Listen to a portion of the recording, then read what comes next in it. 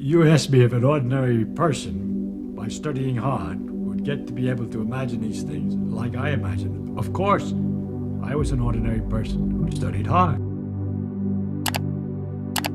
There's no miracle, people. It just happens they got interested in this thing, and they learned all this stuff. They're just people. There's no talent, a special miracle ability to understand quantum mechanics or a miracle ability to imagine electromagnetic fields that comes without practice and reading and learning and study. So if you say you take an ordinary person who's willing to devote a great deal of time and study and work and thinking and mathematics and time, then he's become a scientist. The great difference in what goes on in the head when people think they're doing the same thing. And so it struck me, therefore, if that's already true at the most elementary level, that when we learn the mathematics and the Bessel functions and the exponentials and the electric fields and all these things, that the imageries and method by which we're storing it all and the way we think about it could be really, if we could get into each other's heads, entirely different. And in fact, why somebody sometimes has a great deal of difficulty understanding a point which you see as obvious, and vice versa, it may be because it's a little hard to translate what you just said into his particular framework and so on. Now I'm talking like a psychologist, and you know I know nothing about this. Suppose that little things behaved very differently than anything that was big. Anything that you're familiar with, because you see, as the animal evolves and so on, and his brain evolves, it gets used to handling, and the brain is designed for ordinary circumstances. But if the gut particles and the deep inner workings were by some other rules and some other character, they behaved differently, they were very different than anything on a large scale, then there would be some kind of difficulty in understanding and imagining reality. And that difficulty we are in. The behavior of things on a small scale is so fantastic.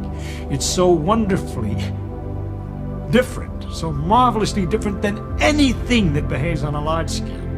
You say electrons act like waves. No, they don't exactly. They act like particles. No, they don't exactly. They act like a kind of a fog around the nucleus. No, they don't exactly. And if you would like to get a clear, sharp picture of an atom, so that you can tell exactly how it's going to behave correctly, and have a good image, in other words, a really good image of reality, I don't know how to do it.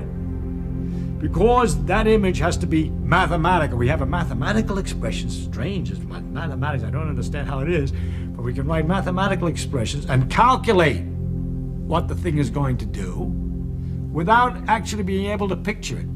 It would be something like a computer that you put certain numbers in and you have the formula for at what time the car will arrive at different destinations, and the thing does the arithmetic to figure out what time the car arrives at the different destinations, but cannot picture the car. It's just doing the arithmetic. So we know how to do the arithmetic, but we cannot picture the car. No, it's not 100%, because for certain approximate situations, a certain kind of approximate picture works, that is simply a fog around the nucleus that when you squeeze it, it repels you, is very good for understanding the stiffness of material. That it's a wave which does this and that is very good for some other phenomenon. All right?